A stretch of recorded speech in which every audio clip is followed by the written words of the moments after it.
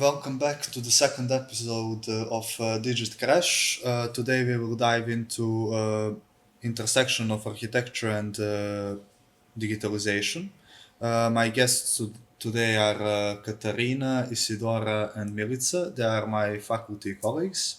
And in your opinion, how has the digitalization in architecture affected normal people?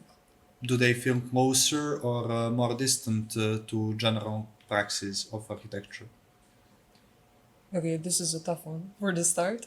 Okay, I'm gonna try to give some general idea about that. I think that in some aspects we can see that digitalization has given more informations to the general public in the sense of I don't know property and everything like that.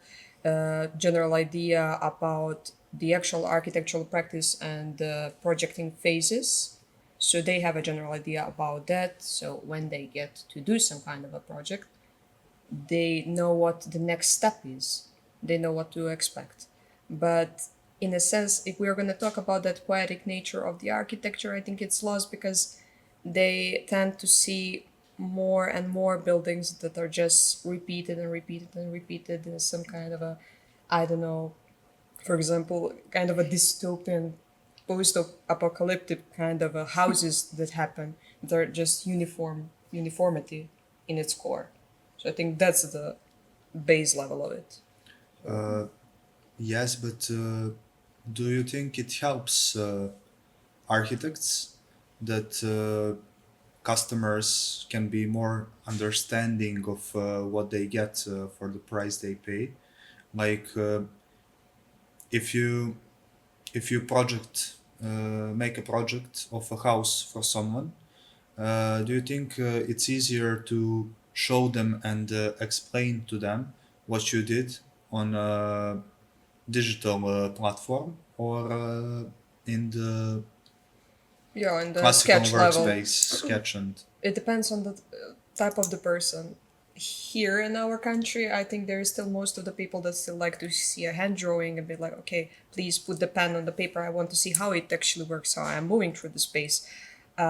For more, let's say, modern people, maybe younger people that are more into it, more into virtual reality and everything, they have more understanding and tolerance for actual digital models and everything, but they have to have the media literacy in a sense so they can understand what is actually going to be real, what is actually going to happen when it's built up, and what is not going to happen. And we also have that contradiction about a client knowing how the virtualization works and materials and everything and how colors work and how they yes, are but different and how maybe they understand that when I'm supposed to pay for that project, I'm not going to pay you as much because I know it's much easier now than it used to. So maybe the quality of it, I'm not going to have the same sense of it. This is but just an idea. today we have renders. Yeah. I don't think they had renders back then. So in my opinion, it's a lot easier. Like you just show them this is what the building is going to look like. That's it. You don't need to draw by hand perspective or axonometry or something like that.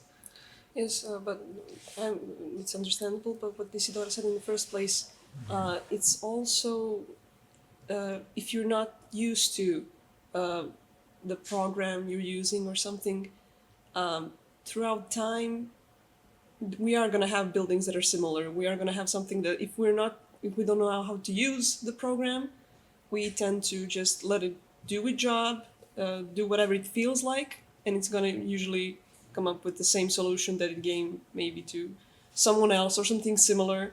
But also that depends, like you said, on a person, as in the architect. He has to have that skill to actually manipulate the program and To actually use the program yeah. and not get used by the program in a sense. Since we are at faculty still, do you use BIM technology? Have you Been heard about it or something like that? it sounds Do you great. think that that technology has helped us architects to have more pleasant encounters with other engineers? I just remember all the teamwork and everything we're doing and classes and everything. It would have been so much easier if we used BIM. Yes. But we're not using it. We're just skipping over it. So I don't know. Yeah, we're trying to build our own BIM in a sense. We're trying to I make that. draw something in file, then I send it to my colleague. The Yes. colleague overwrites something and then sends it back to me, They're and we like- have a million files. It's PDF great. file so he can explode it. Yeah, and your hatch explodes and everything. Yeah. What tools do you think you can no longer imagine your day without? Like if tomorrow all the tools were erased, what do you think you could not make project without? Well, any modeling program like ArchiCAD, but not in a sense for floor plan. You can, I mean, it's not as easy, but you can draw floor plan manually also quickly, relatively quickly. But the model is something that is very much important in a sense of space, in a sense of, Testing ideas. yeah, Filling everything, the space. context, everything. So for me personally, ArchiCAD and I mean later on Lumion, Photoshop, etc. Anything that has to do with 3D model. I think I agree on this one. Pretty much. For me, it's Photoshop. Oh. I'm mostly working with whenever I'm just thinking of ideas and everything. The first part of coming up with the idea, I'm mostly using Photoshop because I like collages. I like just coming up with the idea on something that I can manipulate and just it could be like a quick sketch, but if I want to digitalize it, I usually use Photoshop. So I think I cannot imagine my work without it. But you have alternatives to Photoshop, for Yeah, example, in I all don't know, the Canva or alternatives, something like Canva, that. yeah. Yeah, and it does the work in a sense. But for example, for the modeling ones, like if we exclude all of the modeling programs, I think it would be really problematic in a sense. I'm trying to understand the people that used to rebuild the whole context, doing the models like the actual Yeah. real life models of the context, and then testing their ideas. Yeah. That's The time, the cuts, the injuries. yeah, the money, The money. the time, the Yeah. I don't. But I think it's more tactile, and you feel space maybe a bit better. Maybe. But at faculty, they always teach us to make working Models. Yeah. models. So, in a sense, they don't acknowledge the 3D models we do. And they say we cannot feel space through them, it's not good for us. We must all make it by hand first. Well, yes, in a conceptual part of the project, when you are making the concept, you really do have to make a tiny model. Yeah.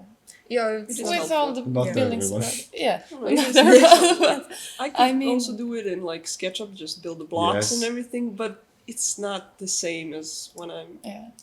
making it. For me, it's the same.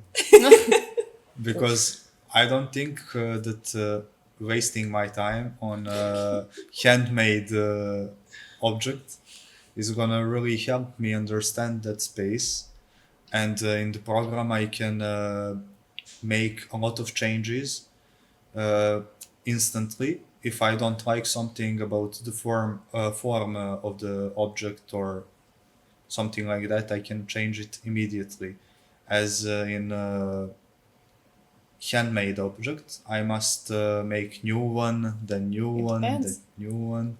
Yes, if you If you made it out of paper or Clay. clay, Clay Yeah, is you also clay is can amazing. make changes immediately. So okay. you didn't use the right materials. And since the digital tools are so much important to us, how do you envision architects 10 years from now? More like maybe programmers or designers or maybe something else? I think maybe personally more as designers, as problem solvers, contextual problem solvers, because I think any kind of a program is gonna give you like the general idea how you're supposed to solve some problem, but not like there's no sensibility to it. There is no actual thinking of the person walking into that space and feeling the space. So I think they're more gonna focus more on that part. Programming is not generally our part of the business, I guess, so it's not gonna be that much of it. But I don't want to end up being just a No, drawing person. yeah, but the programming is good in a way that it's also gonna evolve into something more, and it's gonna create maybe even more greater programs. In that sense, maybe programmers are gonna rule the world, as so to say, because this is a digital era. Everything is really escalating quickly. So I think the programmers are gonna maybe be greater at building the tools, but designers are gonna be the ones that are In charge of it. Balance. Yes, Yeah. because everything is based on consumption and what do people that use the program need. Yeah. And I think it would be much better if maybe architects or someone that knows a lot of things about architecture builds the architectural program instead of just programmer. okay, but they can work together. It's Yes. it's maybe the best option. 'Cause- Balance. Since you said balance, how do you think that you can balance the poetic side of architecture that shows emotions when you go into spaces and everything like that with digitalization? Since many people think that digitalization has, in a sense, got rid of that poetic feeling of architecture and creativity and emotions. Well, yeah, I understand the question, but I think that's like a philosophy thing more. Like we need to refocus on human relations, on relations the client and the architect. I mean, we really do have to look at the tools, the everything that has to do with digitalization as a tool, merely a tool, nothing else, nothing more, not something that is, I don't know, leading all the process in any project, I mean, specifically in architecture. So I think when we refocus ourselves to correlation between the client and the architect, we can easily manage that. We can manage alienation. Yeah, is that Yeah. is that the word? We have to remove that. I don't know, that cold feeling between.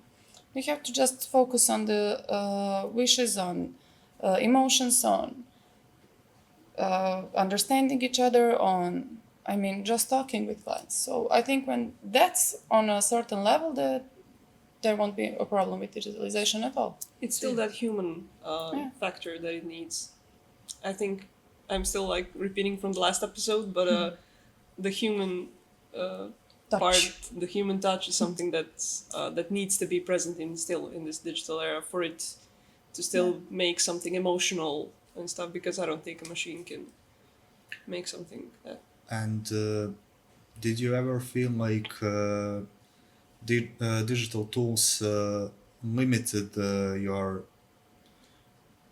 imagination, creativity instead of liberating it? Yes. Yeah. Yes. I- A lot I- of times. I don't think that digital tool limited your imagination. It limited No, your it's, Concentration. concentration. Yeah, but Maybe more, lack of knowledge in digital Absolutely. tools. yeah, lack of Absolutely. knowledge in digital tools. But it didn't limit your imagination. It just limited your possibility what to present to the Yeah, my somebody. imagination is fine. But Yeah, when I we're want to doing present amazing. it, Yes. Yeah, it's a problem. but that's a good start. That's a good start because it gives you a base where you can try to nurture some new skill of how to present things. Yes. Maybe it's gonna be a collage. Maybe that's the way. Maybe it's a model. Maybe it's I don't know, some sounds, some music, some presentation in any way possible. And I think that's that poetic part. That's the moment where that poetic part of our nature comes up, and we're like, okay, let's do the creative stuff. This program is working for me until that point, and after that I'm either gonna try to upgrade that skill as much as the program can. Allows me to. Yes. Yeah, it depends because not programs and technology is, as you said, really upgrading so quickly, but we are not. We can't follow the technology, so we're just gonna stand here and try to learn that skill through some project. But on the very end, what is the final project? What did we get? Is it just the product of the program, or was that the base idea we had? And that's the base problematic that we always come back to. I think. And the main problem, like when we said about, have you ever had? I mean, I'm pretty sure you have. You were having the idea, you're working on it, and you're always presenting new ideas at classes and everything. But there's that one point in time where you realize you are running out of time. You're no good. So you're just starting to model anything. So that's when I say the program is controlling me in that moment, because if I cannot make it, anything that's made in that moment is fine. Honestly, I'm happy with it. I just want to finish it. We roll. It's totally fine. So when we're out of time, program just we're leaving it at. For me, the main problem is too much choices. Okay. Because you have too many programs that are Similar. but also very different. You cannot model in ArchiCAD something you can do in Rhino, and maybe you can, but it's a lot easier in Rhino. So then when you come to realization that you cannot model it in ArchiCAD, you must choose another program, then learn it, and when you learn that program, you find out of another program better than it, then you need to learn another one, and I always go in circles. Like I started using, first when I was in high school, AutoCAD. Then when I came to faculty, I transferred to ArchiCAD. Then I heard of SketchUp. Then I started using SketchUp. Then Revit came in. I started using Revit. And for me, it's Never-ending Oh, cycle. no. yes, maybe insufficient knowledge in any of them, but I know all of them. But I'm limited. What can I Yeah. do? Yeah. But I think that's also about you got to find out what type of person or architect you're going to be, and then choose a program that you want to use. For example, it doesn't have to be, but honestly, Rhino is more for people who like to create something parametric and all those free forms and shapes. And if you're that type of architect, you should probably use Rhino. Yes, and but floor learn it. plan for that you cannot do in Rhino. Yes, So then you need something to You add are circling to it. again. Yeah, possible.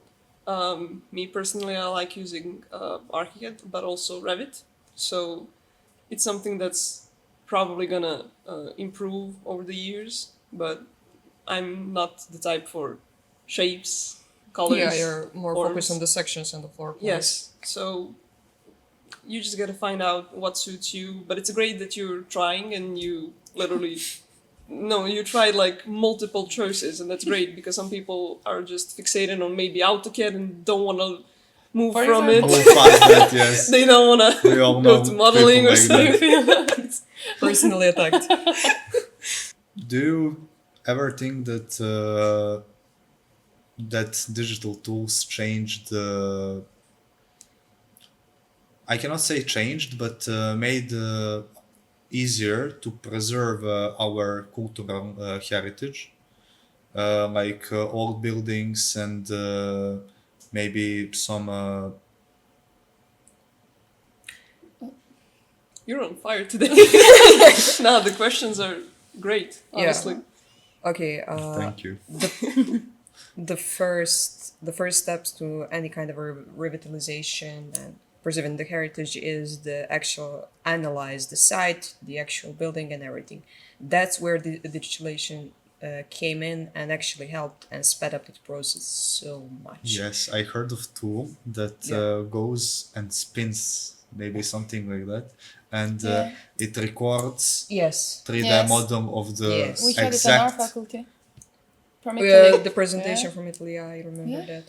actually, or just From- some drone recordings of the outside of the buildings, and you get the actual model in that program. And Cloud. facades, all facades in Cloud. such detail, yeah. Yeah, so much detailed, and that's what they ask for at the end, like the every rock, every piece of stone in it. So in that step, we did sped up the process. Now, when we get to the problems of actually doing some changes to the building, I don't think that digitalization necessarily helped, because this is the place where, again, that poetic sense does a big part of it, because we have to have that sense of, as you said, heritage. It's something that is ours, that is fragile in a sense to the culture of the people.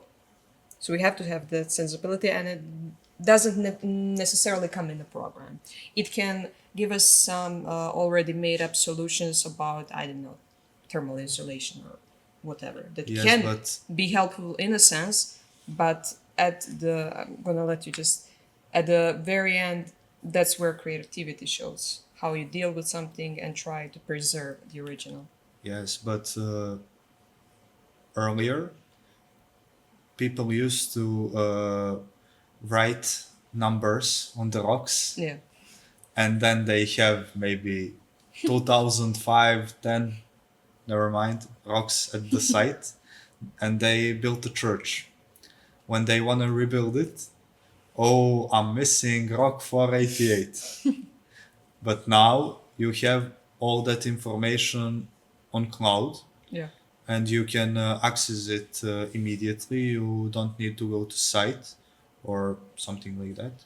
So for me, I think it helped a lot, just that you can store that much of information about different types of buildings, and also earlier, if you wanted to find out something about how people in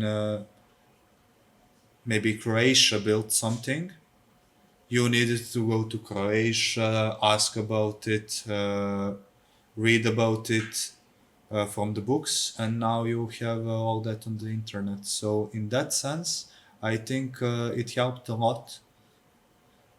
And I don't know if you heard of 3D construction tools that are making huge difference in architecture already, because I heard of 3D printer that can Yeah. 3D print building Yeah. in concrete. yes, concrete building in a matter of days, Yeah. and it looks good. It works actually. Yeah. It actually can stand. Yeah. I think this is the new part. Technology is advancing in the architectural part. Now it's the civil engineering, and thanks God it's happening. So we can speed up the whole process and actually all of the phases of the actual building, the building. So I think that's the good part. It can be in a sense connected to digitalization, that we can now have. There is a lot of, for example, they taught us about this in one of the subjects. Surveillance robots for the Yeah. construction New technologies. sites, for example.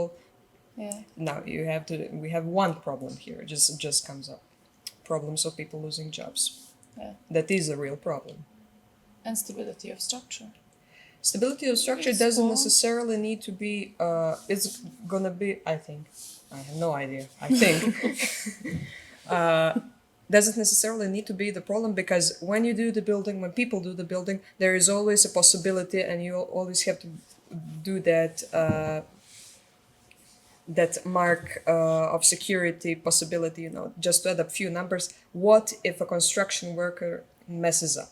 We always have that when we Yeah. do any Yes, kind of a, possibility of error. yes, Yeah, yeah. yes, exactly. So I think when you get to the robot actually doing it, I think that percentage just drops. I thought in 3D printing, not in robots. 3D That's the printing is robot. technically a robot Yes. that works. Well, yeah. Yeah, it Yeah, can. in a sense. Yes, but still you need some people on the building Yes. site to place Well, yeah, of course.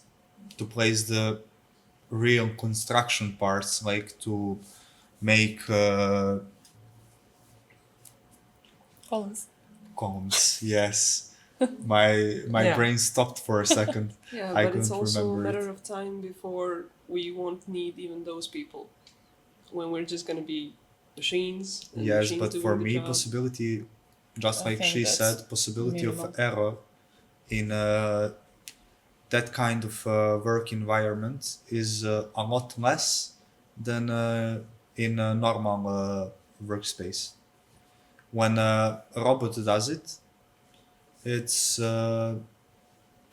maybe much quicker, much safer, since you input all the details that needs to be done. It's much more precise in the Yes, detail. more precise than we actually doing it. Maybe they just need people to monitor it. Yeah, Maybe that's the fix. just the It's surveillance. more of an ethical question. Ethics. Yes. Philosophy. That's for the new podcast. That's for the new episode. Yeah. And since all the architects are about their careers, their heritage, what they will leave behind, what do you think about the commercial side of architecture, like Instagram promoting your buildings, your renders, your colors on Instagram, and making a career for yourself through Instagram or some other social media, LinkedIn, I don't know. I think it's crucial nowadays. Yeah. Everything is on Instagram. Everything is Marketing. yeah, it needs to be promoted and everything. So if I, for example, want people to hear about me, I'm gonna have to post my work, whether I like it or Yes. not. It's either that or I just do something for someone and they're like, "Oh, you did so great. I'm gonna, Recommend you. recommend you to someone," and that takes ages and probably they even don't actually like you. They're just like, "I'm gonna recommend you," and then never call you again. That's also an option. So I don't know if you stumble across it, like meme architectural pages. Oh. They make memes about us, about our struggles, and they make money from that. And it's a great way to make money, honestly. Like you spend maybe 1 hour or 2 hours making digital content for architects. would you have a meme page like that? Maybe not a meme page, but a page that helps out in tool knowledge, how to use maybe some advanced architectural tools. I think that page about that is actually useful and a healthy way of generating income. I like that about people that are actually doing that because there's a lot of Instagram celebrities that are doing something like that. As in, for example, I'm following this guy. He's building his own house and also he's filming and posting on YouTube and Instagram everything, the whole process. Yes. So anything you need to know, anything that's gonna be more or less money, he's giving advices Yes. and showing you how to use the tools and what is better. I know him. Yes. Yes. So I think that's great, and that's something that today I think is necessary. You have to promote your work like that.